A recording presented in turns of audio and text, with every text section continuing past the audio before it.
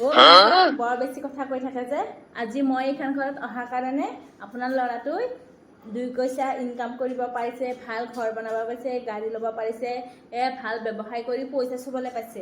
আজি মই এইখন ঘৰত অহাৰ কাৰণেহে, মোৰ কপালৰ ভাগ্যৰ কাৰণেহে এইখন ঘৰত ইমানখিনি উন্নতি হ'ব পাৰিছে আৰু আপুনি এনেকৈ বহি বহি খাব পাৰিছে। এইখিনি মোৰ ভাগ্যৰ কাৰণেহে পাইছে, গম পায়?